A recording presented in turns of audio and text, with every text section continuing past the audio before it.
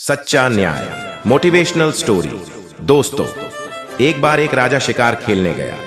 उसका तीर लगने से जंगल वासियों में से किसी का बच्चा मर गया। बच्चे की मां विधवा थी और यह बच्चा उसका एकमात्र सहारा था। विधवा न्यायाधीश के पास पहुंची।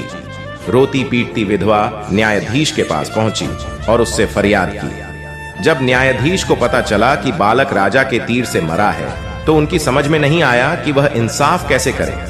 अगर उसने विधवा के हक में फैसला दिया तो राजा को सजा सुनानी होगी। यदि विधवा के साथ अन्याय किया तो ईश्वर को क्या जवाब देगा। काफी सोच विचार कर वह फरियाद सुनने को राजी हुआ। उसने विधवा को दूसरे दिन अदालत में बुलवाया। विधवा की फरियाद सुनने के पश्चात राजा को भी अदालत में बुलवाना आवश्यक था। वह राजा के पास यह सूचना किसी दूत से भेज सकता था। उसने अपने एक सहायक को राजा के पास भेजा कि वह अदालत में हाजिर हो। सहायक किसी प्रकार हिम्मत करके न्यायाधीश का संदेश राजा को सुनाने पहुंचा। वह हाथ जोड़कर राजा के समक्ष उपस्थित हुआ तथा न्यायाधीश का संदेश सुनाया। राजा ने कहा कि वह दूसरे दिन अदालत में अवश्य हाजिर होगा। दूसरे दिन सुबह राजा न्यायाधीश की अदालत में हाजिर हुआ। वह जाते समय कुछ सोचकर अपने वस्त्रों के नीचे तलवार छिपा कर ले गया। न्यायाधीश की अदालत भीड़ से खचाखच भरी हुई थी। इस फैसले को सुनने के लिए दूर दूर से लोग आए थे। राजा अदालत में आया तो प्रत्येक व्यक्ति उसके सम्मान में खड़ा हो गया, लेकिन न्यायाधीश अपने स्थान पर बैठा रहा। वह खड़ा नहीं हुआ। उसने विधवा को आवाज लगाई तो वह अंदर आई। न्यायाधीश ने उससे फरियाद करने को कहा। विधवा ने सबके सामने अपने बेटे के मरने की कहानी कह सुनाई। अब न्यायाधीश ने राजा से कहा, महाराज, इस विधवा का बेटा आपके तीर से मारा गया है। आप पर उसको मारने का आरोप है। इस विधवा की यह हानि किसी भी स्थिति में पूरी नहीं हो सकती।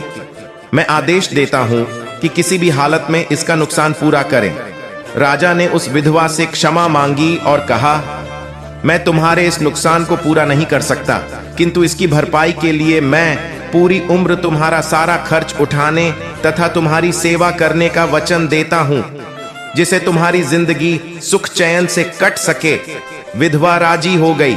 न्यायाधीश अपने स्थान से उठ खड़ा हुआ तथा उसने अपनी जगह राजा के लिए खाली कर दी।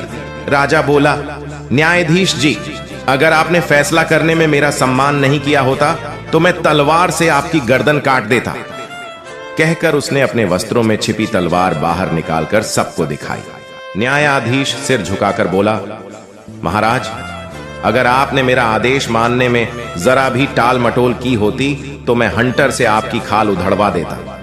इतना कहकर उसने भी अपने वस्त्रों के अंदर से एक चमड़े का हंटर निकालकर सामने रख दिया।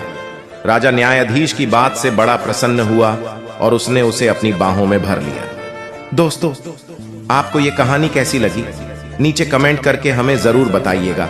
अगर आपको यह कहानी पसंद आई हो तो अपने दोस्तों के साथ जरूर शेयर करें। धन्यवाद।